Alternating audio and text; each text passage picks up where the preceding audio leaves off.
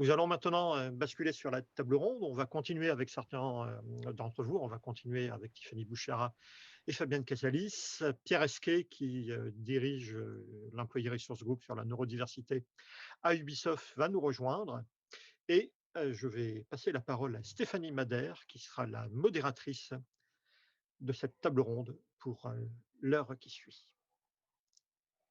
Stéphanie. Oui, bonjour. Donc, bienvenue à cette table ronde sur la neurodiversité et le jeu vidéo.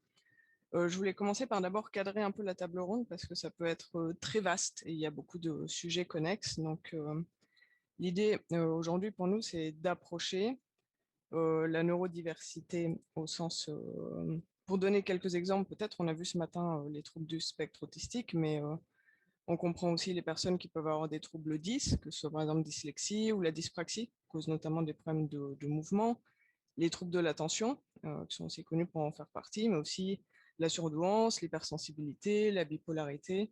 On peut aussi inclure des temporalités différentes, c'est-à-dire que ce n'est pas forcément acquis et définitif. On peut penser par exemple à Alzheimer, qui vont emmener des modifications neurologiques, et où du coup on peut se questionner sur comment ces variabilités neurologiques on va pouvoir en tenir compte et les considérer entre guillemets comme faisant partie d'une certaine normalité de fonctionnement qu'on va pouvoir traiter en tant que tel, entre guillemets, accepter et surtout reconnaître la richesse qui peut venir de là, de ces différents points de vue qui vont être créés par ces fonctionnements différents. On va se concentrer sur le jeu vidéo et s'il y a potentiellement des barrières pour ces personnes-là, ou aussi peut-être des opportunités ou compatibilités. On a vu ce matin, notamment pour les personnes autistes, le fait qu'ils sont probablement plus nombreux dans les joueurs ou les développeurs, et que c'est le cas aussi en recherche. Donc on va aussi parler de ces choses-là. Et je voulais aussi préciser qu'il y avait en tout cas deux thèmes que nous n'allions pas aborder. Le premier, c'est celui des jeux thérapeutiques, parce que les jeux thérapeutiques amènent toute l'approche médicalisée, dont justement on essaye souvent de s'extraire, et posent tout un tas de problèmes. D'ailleurs, on en a parlé un peu sur la certification. C'est un dispositif médical, c'est toute une approche bien particulière, qui n'est pas celle qu'on veut approcher ce matin. Et l'autre chose, c'est qu'on va essayer d'éviter tout le vocabulaire du serious game et du jeu sérieux qui est devenu très clivant chez tout le monde euh, pour des questions de qu'est-ce que c'est, quelle qualité ça a, etc. Donc, on va simplement parler de jeux vidéo et essayer d'aller de l'avant et de penser à qu'est-ce que le jeu vidéo et cet environnement peut faire sur ce sujet. Donc, du coup, pour commencer, je voulais donner la parole à Pierre, puisque c'est le nouvel arrivant, et lui demander s'il pouvait nous présenter un peu ses missions actuelles à Ubisoft.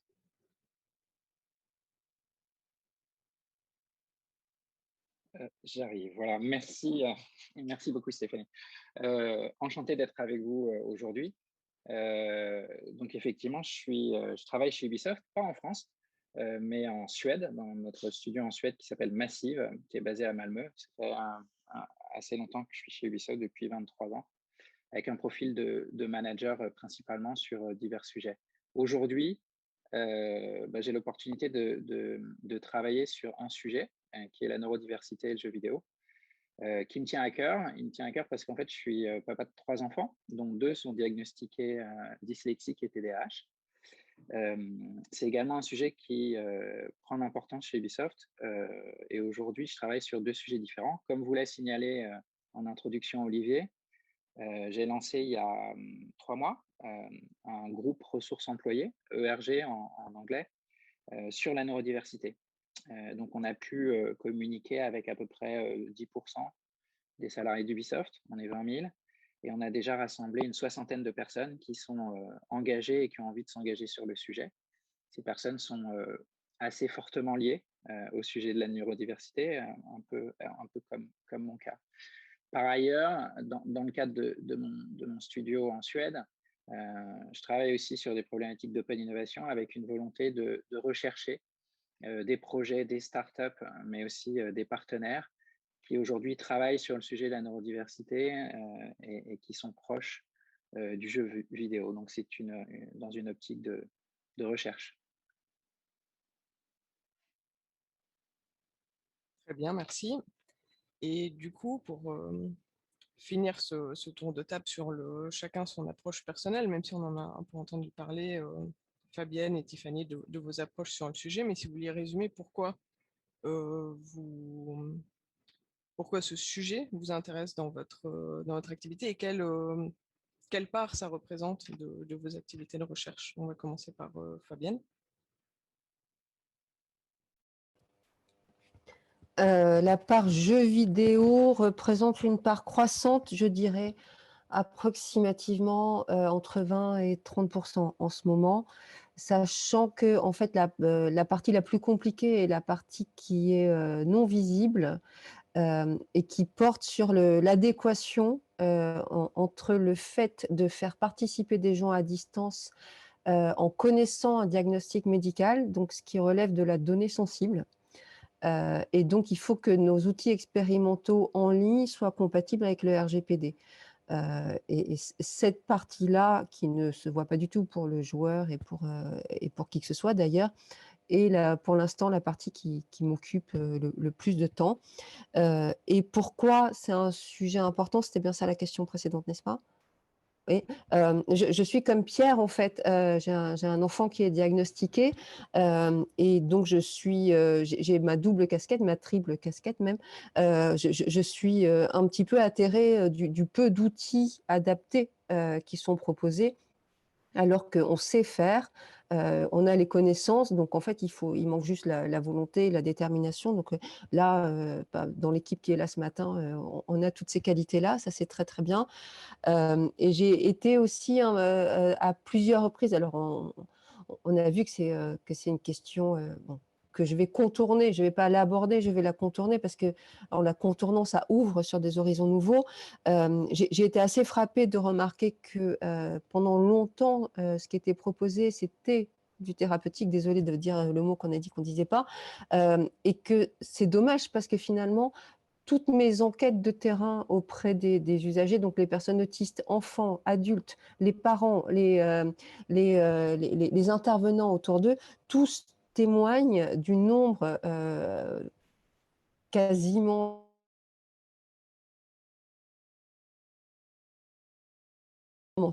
tous les enfants sont joueurs et tous les enfants sont intéressés par le numérique et tous les enfants sont, ou plus quasiment tous les enfants sont intéressés par le jeu vidéo.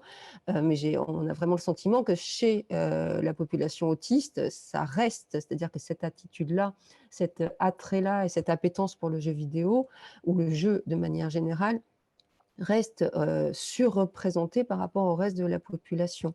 Quand je disais triple casquette, c'est ma casquette de joueuse aussi. Alors non pas de jeux vidéo, mais de joueuse de jeux de rôle et de jeux de plateau, qui est un milieu que je fréquente de manière très assidue depuis plus de 30 ans, hein, comme on peut voir à mes cheveux blancs. Et tous les ans, j'ai des amis que je connais depuis très, très, très longtemps et qui sont soit des joueurs, soit des auteurs, soit des éditeurs qui viennent me voir et qui me disent: «Mais Fabienne, il faut que je te dise, j'ai eu un diagnostic d'autisme», et ce à quoi je réponds généralement que je ne suis pas très, très surprise, parce qu'il me semble effectivement que ce que j'appelle les talents cognitifs des personnes autistes sont des talents qui sont particulièrement bien mis en œuvre dans le cadre de la création du jeu et dans le cadre du jeu lui-même. Voilà, je ne sais pas si j'ai répondu à toutes les questions. Si. Très bien répondu et on pourra rebondir après que Tiffany nous ait expliqué, elle, son approche. Oui, alors moi, en fait, dans mes recherches, je cherche vraiment à comprendre comment les gens entendent, comprennent les sons, perçoivent le monde autour d'eux. Et quand je dis les gens, je pense à tout le monde, en fait. Et donc, je peux pas pour pouvoir avoir une vue globale de cette perception sonore, cette perception humaine, beh, je m'adresse à tous et j'ai envie de comprendre aussi comment 10% de la population qui est classée dans l'étiquette neurodiversité entend, comprend, pense. Donc ça, c'est la première chose, c'est que évidemment, c'est quand même un gros point. La deuxième, c'est que c'est un super axe de recherche par les questions que ça pose, parce que ça réinterroge chacune des difficultés perceptives, donc chacun des phénomènes perceptifs qui sont mis en œuvre.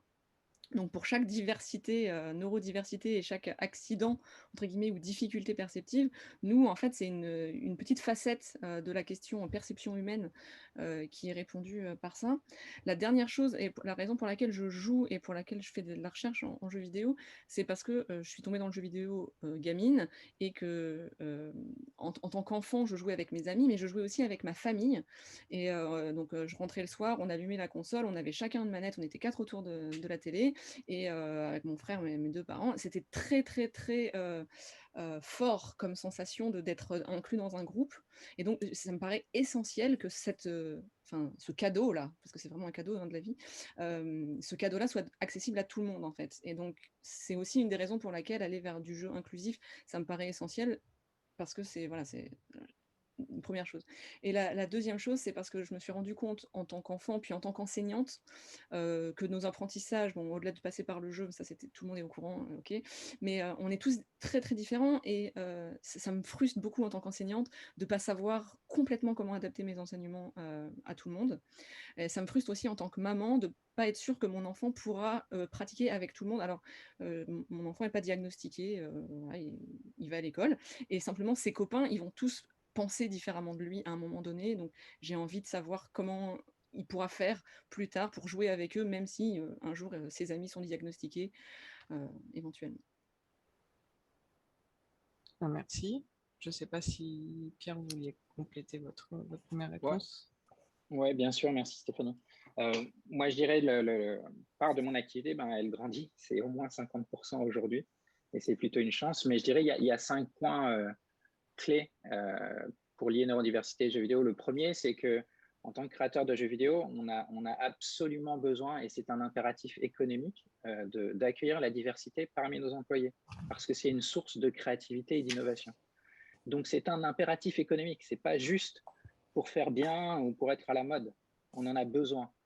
La deuxième chose, ça a été beaucoup évoqué dans les présentations, l'accessibilité de nos jeux. Effectivement, la population neurodiverse est difficile à estimer. On peut parler entre 10 et 15% de la population mondiale. Quand on a pour vocation de faire des jeux qui attirent de plus en plus de joueurs, on vise plusieurs centaines de millions de joueurs, on ne peut pas ignorer 15% de la population. On doit travailler pour améliorer l'accessibilité.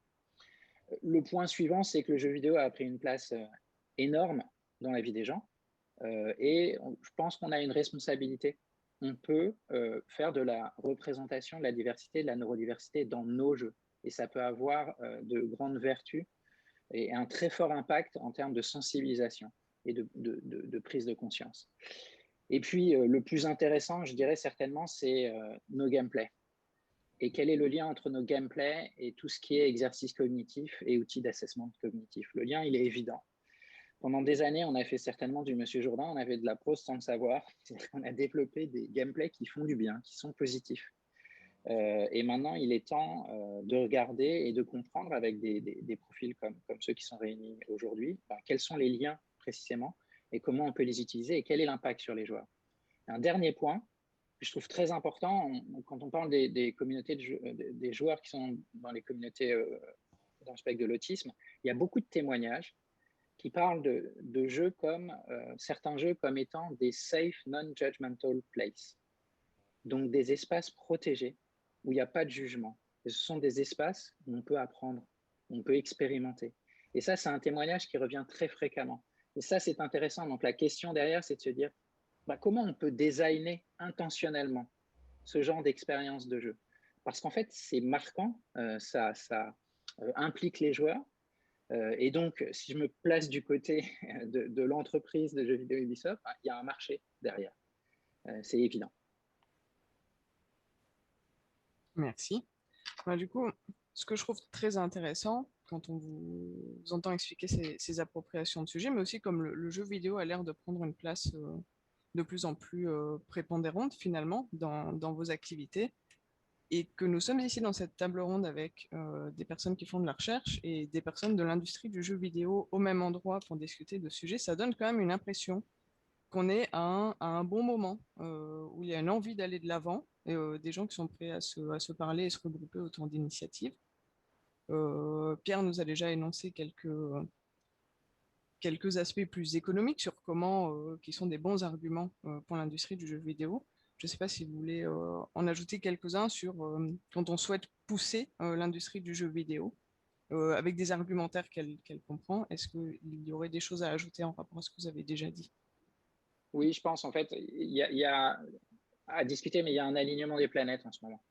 Je pense qu'on vit tous un contexte difficile avec la pandémie de Covid et un lockdown généralisé partout sur la planète. Ça fait que des sujets comme la santé mentale deviennent moins tabou. En tout cas dans le contexte français, parce que dans d'autres pays, c'est moins tabou qu'en France, je dirais. Mais le sujet, il est sur la table.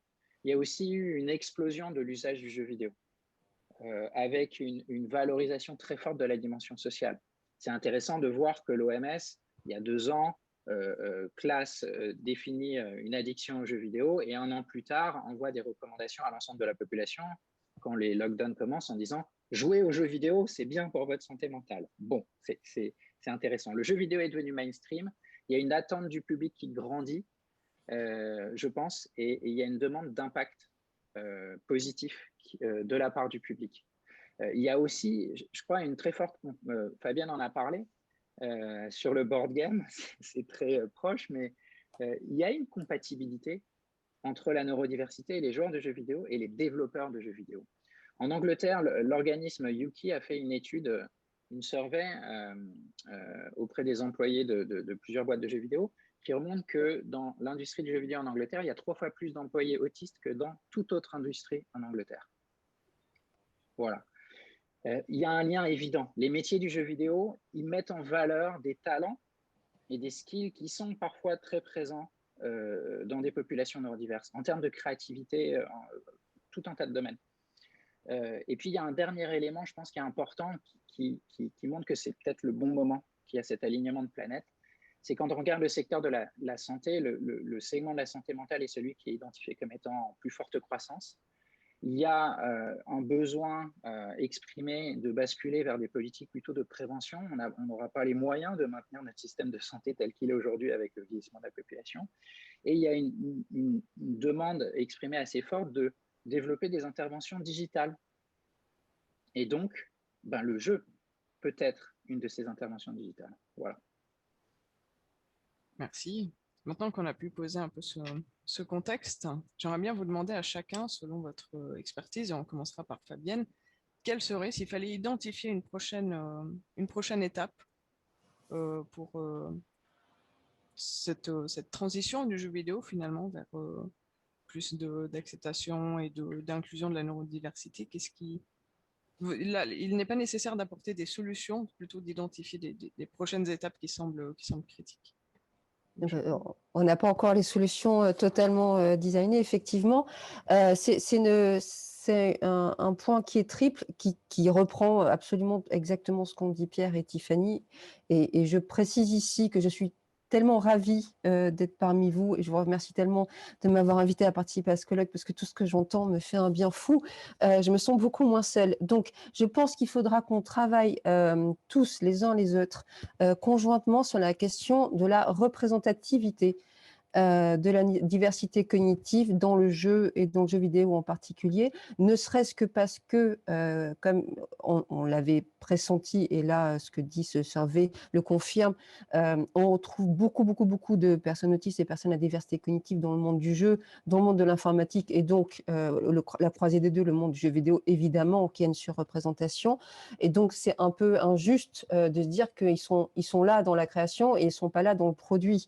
C'est comme s'il y avait un métier où il y avait 80% de femmes dans la création et qui apparaissent pas du tout dans le produit. Voilà. Donc ça, c'est un problème. Cette représentation, elle va être facilitée par une meilleure accessibilité. Tout ça, ça se rejoint. C'est des axes qui sont convergents. Et pour que la représentation soit positive, parce que moi, ce que je voudrais, c'est qu'un enfant neurodivers, un enfant TDAH, un enfant autiste, quand il voit un personnage, il ne voit pas une caricature de lui-même qui est ce qu'on va trouver dans le mainstream, mais il voit quelque chose qui le reflète, dans lequel il peut vraiment se projeter, dans lequel il peut vraiment s'imaginer grandir et développer ce qu'il voit, donc des modèles qui soient positifs et inspirants pour eux. Et pour ça, il faut que les jeux, autant dans le game gameplay que dans les représentations soit véritablement axé sur les forces et les talents. Or, encore une fois, je sais que c'est bien qu'on n'a pas parlé de thérapeutique, mais la plupart des représentations, la plupart des approches, et c'est comme ça parce que c'est notre héritage culturel, on fait avec ce qu'on a, hein, on ne va pas tout défaire comme ça en quelques mois ou en quelques années, ça prend du temps. Mais petit à petit, moi, ce que je souhaite, c'est qu'on développe quelque chose qui soit plus axé sur les talents, sur la singularité de certaines intelligences, et non pas sur voilà, quelqu'un qui a 2 écarts types de la moyenne, c'est pas forcément mal, ça peut être une très très bonne chose. Voilà. Merci beaucoup. Et du coup, Tiffany, j'imagine qu'à l'intersection de l'audio, ou peut-être des hypersensibilités, on a un sujet sur lequel tu pourrais nous apporter des éclairages. Oui, effectivement, ce qui est intéressant en audio, c'est qu'on évolue. Enfin, on est tous amenés à vieillir, notamment. Du coup, notre perception sonore va aussi évoluer. Et une autre raison pour s'intéresser à la neurodiversité de manière générale et à la perception humaine, c'est que nous-mêmes, on va changer. On va finir par avoir des sons qu'on va moins bien entendre, d'autres qui vont prendre plus le pas. Je ne sais pas si vous avez déjà été à des repas de famille avec des personnes âgées, mais en général, elles ont beaucoup de mal à entendre parce qu'il y a du boucan partout. Et du coup, elles ont l'air un petit peu perdues. Et alors évidemment, on peut les appareiller, c'est une solution, hein, leur donner un outil qui leur permet d'accéder à l'information. Malgré tout, dans nos interfaces, dans nos jeux, il faut qu'on prévoie ça aussi, parce que la population est vieillissante, comme le disait Pierre. Et c'est intéressant au niveau audio de penser à ça un petit peu en amont, à penser à tout le monde en amont pour ces raisons-là. J'avais une idée en tête, elle vient de partir, c'est pas dramatique, elle reviendra plus tard. Si ça me repasse dans l'esprit, je vous la transmettrai. Voilà. Je suis désolée. Bien, merci, ça me donne déjà 2 éclairages. C'est vrai que la question de la représentation positive va être, je pense, un vrai sujet, d'autant que ça fait écho entre ce que vous dites Fabienne, mais aussi ce que Pierre explique en rapport aux équipes. J'imagine que ça va peut-être aider aussi à créer des impulsions au sein de l'industrie.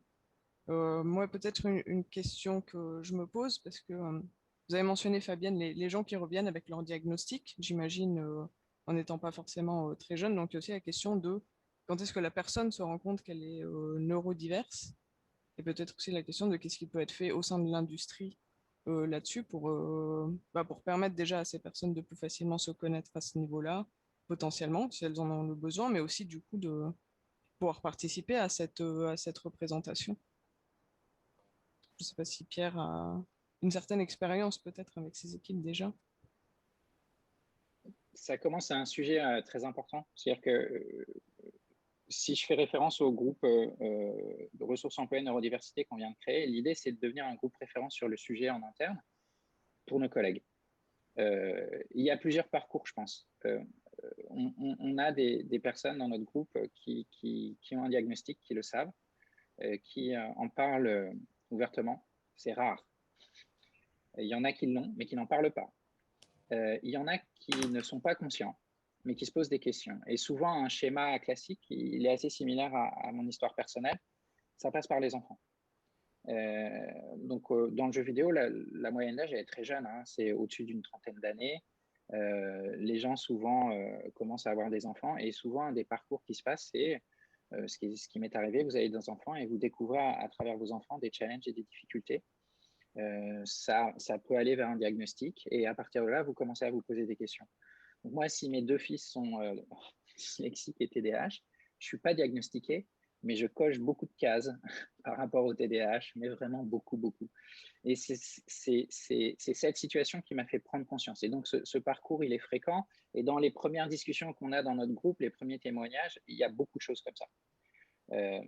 Donc, qu'est-ce qu'on peut faire nous, une première réponse, c'est effectivement constituer des groupes employés comme celui qu'on vient de faire. Je pense que c'est important. C'est le démarrage d'une communauté, en fait. Et puis, c'est une communauté qui est très liée aux jeux vidéo. On est un peu plus de 60 en ce moment. On a déjà tous les métiers représentés. Et on a des gens qui sont d'un côté des experts du design, de la programmation, artistes, mais aussi dans les RH, dans la vente, et qui sont très, très, très attachés au sujet de neurodiversité. Donc, c'est potentiellement autant de personnes qui peuvent faire le lien entre jeux vidéo et neurodiversité et essayer de trouver des solutions pratiques. Je pense que ce qui nous anime vraiment, c'est de se retrousser les manches et puis d'aller chercher des solutions pratiques point par point. C'est des petits pas, mais déjà, si on peut apporter un appui, comme je dis souvent, si seulement j'avais pu discuter sur les premières années avec d'autres parents qui découvrent que leur enfant est dyslexique ou TDAH, ça aurait fait un bien fou. Donc, ça n'a pas pu être possible pour moi, mais autant essayer de le rendre possible pour d'autres. Et ça peut être très bénéfique. Ouais, en effet, je pense que ce lien entre les gens, finalement, c'est en faisant ensemble qu'on va y arriver. En tout cas, c'est assez extraordinaire de voir comment ce type d'initiative dont vous vous occupez commence à exister, à être visible. Je pense que c'est aussi grâce à du travail de fond antécédent, d'autres gens qui ont amené la neurodiversité et permis de faire en sorte qu'on s'en rende compte et que ça ne reste pas caché ou médicalisé. Comme si maintenant on est à cette étape où on commence à peut-être vraiment avoir ce changement. Et du coup, je voulais vous demander à chacun si vous aviez un exemple. Alors, on a vu beaucoup de projets de recherche ce matin, mais peut-être de jeux ou d'impulsions ou de directions à suivre qui pourraient nous inspirer, comme on arrive au bout de cette table ronde, que vous trouvez inspirant sur le sujet, qui pourrait être un bon exemple. C'est-à-dire quand on veut montrer qu'est-ce qu'on peut faire en représentation, qu'est-ce qu'on peut faire pour accueillir la neurodiversité dans le jeu vidéo, qu'est-ce que vous proposez, qu'est-ce que vous donnez aux gens comme impulsion. Et on va peut-être commencer par Tiffany. Oui, parce qu'en plus, j'ai retrouvé ma question et elle s'enchaîne assez bien à ce que tu viens de me donner. Sur la question de la représentativité, pour rebondir un peu sur ce que disait Pierre aussi, l'idée de bien comprendre ce que c'est quand on est un parent qui vient de découvrir la chose et qui doit accompagner son enfant, par exemple, mais aussi en tant que citoyen, en fait, mieux comprendre l'autre, c'est important. Et je pense que la représentation qu'on peut avoir dans le jeu vidéo de personnes atteintes de neurodiversité, ce sera une meilleure façon aussi de percevoir les gens autour de nous et de pouvoir collaborer, vivre simplement avec eux. Donc ça me semble vraiment essentiel aussi la place du jeu vidéo pour, même si on n'est pas diagnostiqué, qu'on puisse aller vers les autres dans leur globalité, quoi. Et donc du coup, les jeux auxquels je pense là, ce ne sont pas des jeux qui vont traiter directement de la neurodiversité, mais c'est vrai qu'on a, on a plusieurs jeux qui en ce moment parlent de diversité au sens large. Les derniers exemples qui m'ont beaucoup marqué, c'est Life is Strange, par exemple, qui en plus nous met dans une difficulté, nous en tant que joueurs, il faut qu'on prenne des décisions, c'est assez dur, donc niveau émotionnel, c'est très fort. Et alors Life is Strange 2, où on va adresser justement des questions sur le handicap aussi, avec une représentativité de ça. Alors ça peut être du handicap moteur, mais c'est de toute façon de la diversité, avec des thématiques très très diverses. On va aborder d'autres jeux comme A Normal Lost Phone, par exemple, qui sont des jeux qui vont traiter cette notion de diversité au sens large et qui amènent des questions sur la représentativité et la possibilité pour le joueur, entre guillemets, de vivre et de ressentir ce que ressentirait quelqu'un de différent. Et ça me semble assez essentiel, en fait.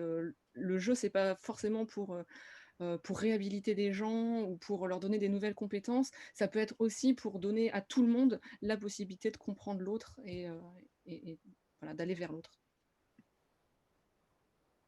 Merci. C'est vrai qu'on dit souvent que les jeux peuvent être des formes de moteurs à empathie puisqu'ils nous permettent de vivre la vie d'autres gens et d'essayer de se mettre en tout cas dans les baskets de quelqu'un d'autre, au moins en partie. Je vais poser la même question à Fabienne, du coup. Oui, alors je vais laisser le plus bel exemple à Pierre parce qu'il avait mentionné la dernière fois qu'on a discuté. Moi, c'est un vieux jeu que je voudrais citer qui Enfin, je n'ai aucune idée du statut diagnostique de l'auteur, donc je ne ferai aucune hypothèse là-dessus. Mais pour moi, c'est un jeu qui, par son élégance, sa simplicité et son efficacité, aurait parfaitement pu être conçu par une personne du spectre autistique. C'est 2048. Est-ce que vous vous souvenez de ce petit jeu tout simple où il faut additionner les choses et qui a été voilà.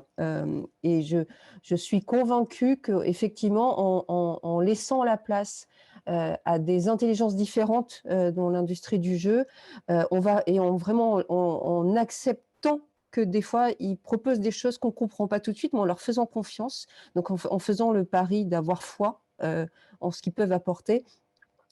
On va avoir comme ça des petites perles qui peuvent être encore une fois, simplissimes et élégantes, et qui peuvent éventuellement, complètement bouleverser à terme la manière dont on conçoit les choses.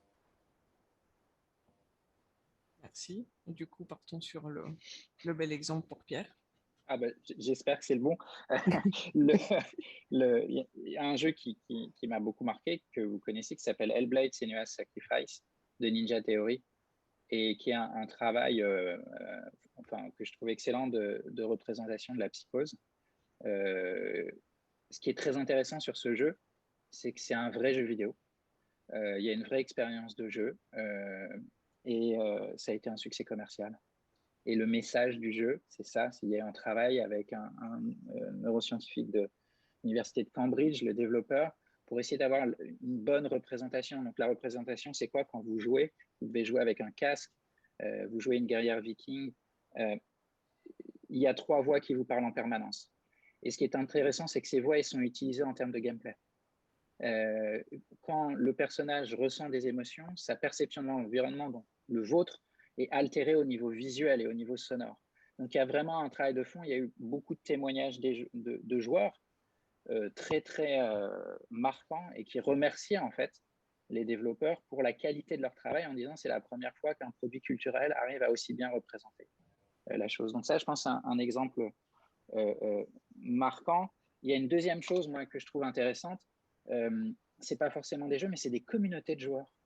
Et donc, dans les communautés autistes, il y a Outcraft, qui sont des serveurs whitelistés, réservés. Ça a été créé par un Américain qui est père d'un enfant autiste, qui a créé une communauté et des serveurs whitelistés réservés à des joueurs autistes, à leur famille et à leurs amis.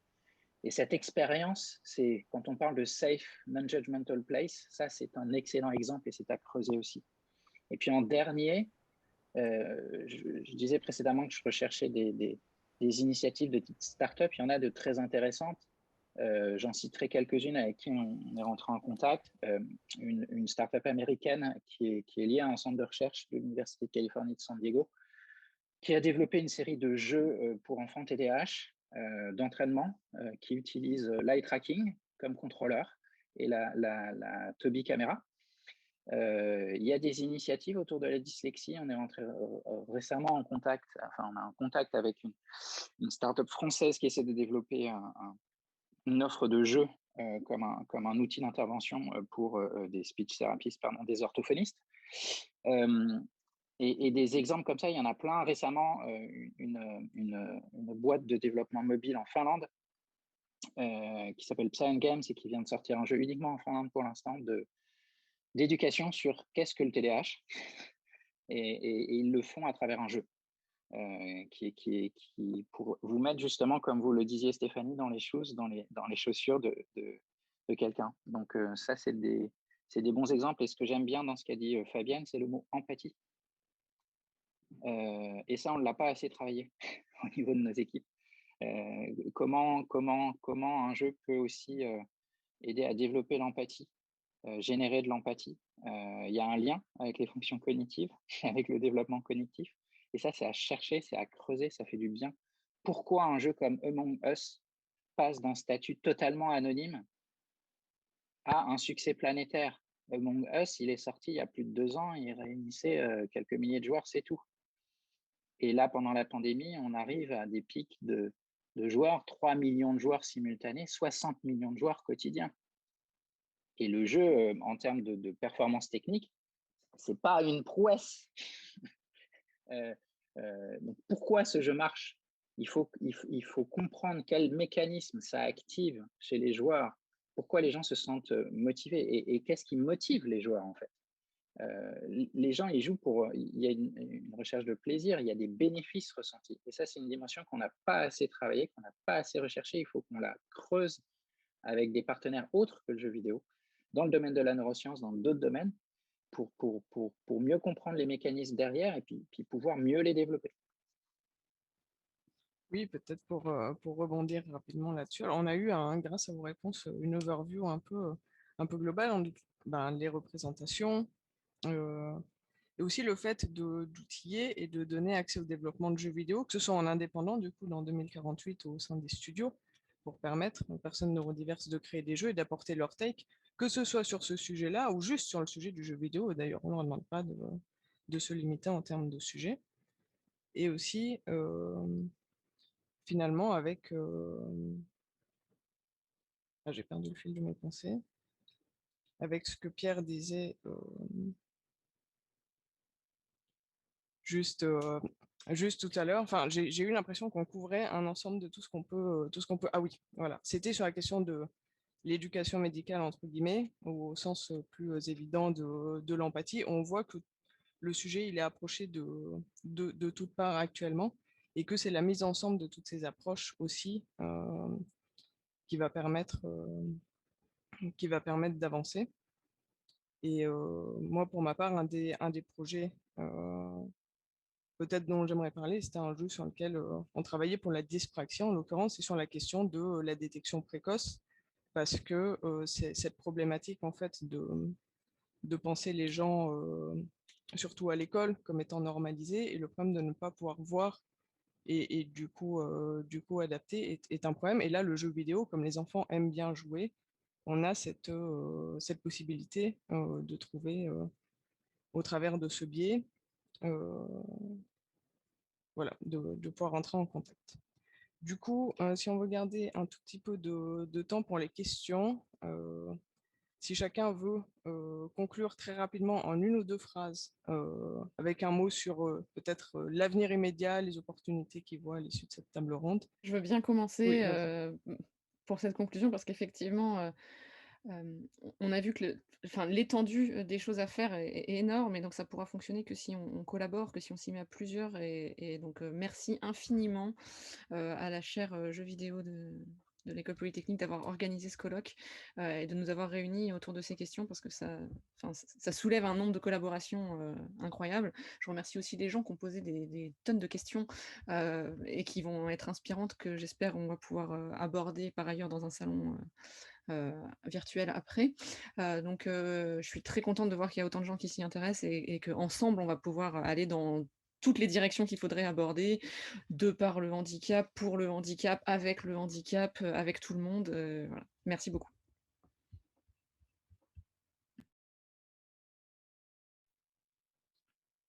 Fabienne?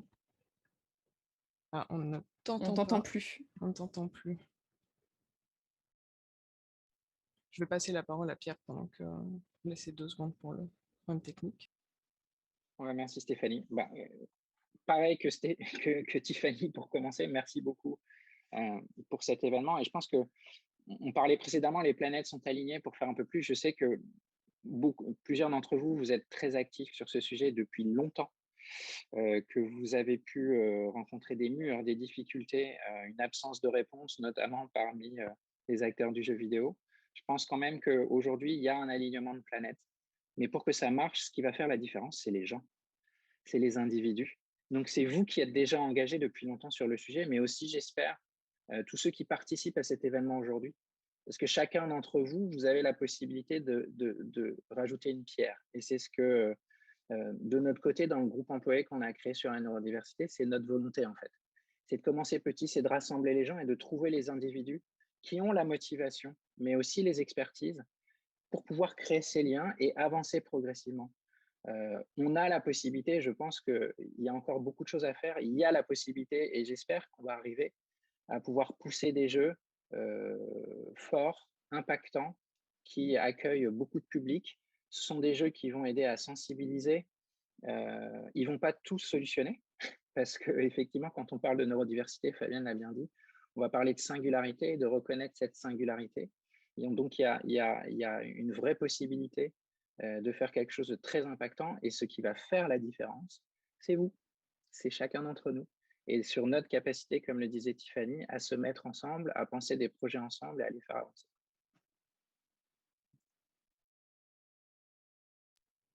Merci beaucoup. Et pour conclure, je vais vous lire le mot de conclusion de Fabienne. Donc, Fabienne nous dit, c'est un sujet qui nous tient à cœur et qui facilitera l'inclusion au sens large. C'est de considérer le jeu comme un facteur de résolution au gouffre social créé par le manque de littératie numérique. Et je ne peux que être tout à fait d'accord avec cette phrase, effectivement. Effectivement. Du coup, il nous reste 5 minutes pour les questions. Je crois que je vais passer la parole à Chloé qui va s'occuper de sélectionner quelques questions du public. Merci à tous pour ces échanges fort intéressants. Merci Stéphanie. Merci à tous. On a eu beaucoup de questions, donc on va essayer d'en prendre quelques-unes avant la prochaine conférence. On a une première question d'Elie, un de nos modérateurs, qui demande s'il y a des recherches aussi sur le développement de jeux de plateau, jeux de société, ou est-ce que le côté vidéo rend l'approche générale complètement différente? Alors, qui se lance? Alors, je suis pas sûre de comprendre bien la question en fait. Oui, évidemment, il y a des recherches sur le développement de jeux de plateau, pour l'inclusion et à destination de publics, neurodivers. C'est indépendant et en même temps c'est pareil, parce que c'est juste une médiation en fait numérique, hein, le fait de rendre ça sur un écran, parce que souvent c'est sur un écran, maintenant ça peut être aussi sur un casque. Oui, alors après ça change des choses dans le regard en fait et dans l'attrait que les gens ont pour l'un ou l'autre des médiums, mais en fait derrière ça reste du jeu. Heu, je serais ravie d'avoir des points sur les game designers, qu'on a autour de nous parce qu'effectivement moi je vois peut-être pas ce qui est différent dans la façon de les concevoir et sans nul doute il y a des différences.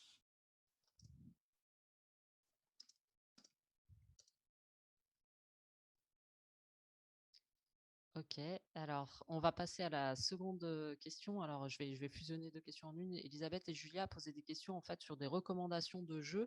Elisabeth demandait quel jeu vidéo accessible on peut proposer à un jeune adulte autiste scanner. Et Julia pose une question un peu plus large sur la notion des jeux éducatifs où on pourrait apprendre sans s'en rendre compte et ce qui peut être intéressant pour les neuroatypiques. Oui, alors je vais lire la réponse de Fabienne qui a perdu son micro.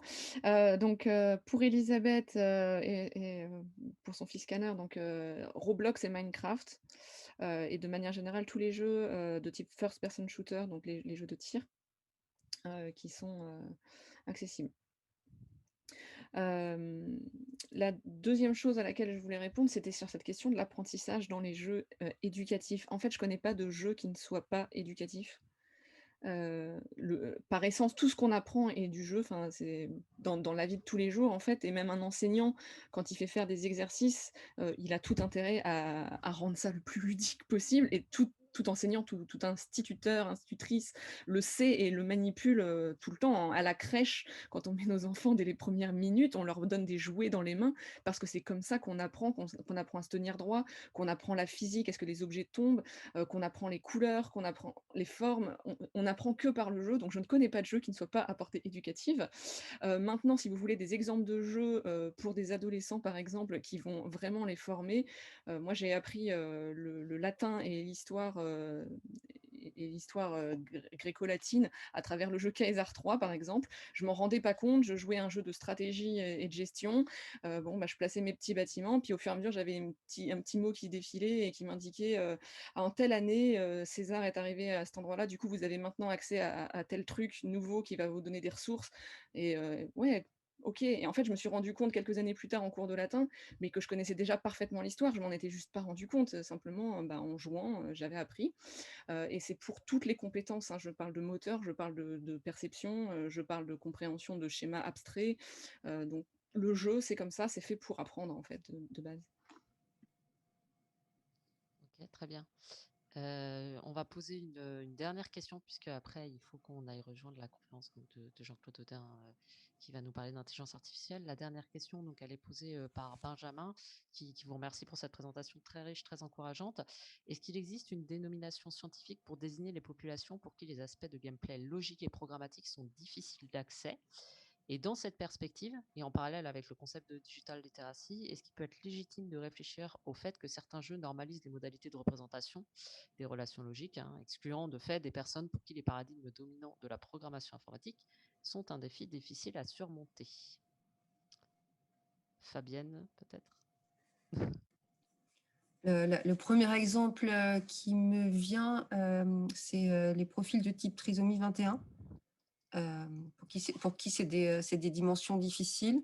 L'autre exemple qui me vient, c'est les gens non pas parce qu'ils ont des inaptitudes cognitives natives, mais parce qu'ils n'ont pas été culturellement acclimatés à ce type de raisonnement. Enfin, typiquement, si vous prenez dans la population mainstream une femme de 50, 60 ans et que vous lui proposez de résoudre quelque chose qui implique de la logique et de la programmatique, en fait, elle va dire « je ne sais pas », même si en fait elle pourrait. Mais parce que ça fait tellement d'années qu'on lui expliquait qu'elle n'en était pas capable qu'en fait, elle ne sait plus le faire. D'accord, merci. D'autres retours sur cette question? Non, c'est bon pour tout le monde? Ok, ben, je vous remercie beaucoup pour vos présentations.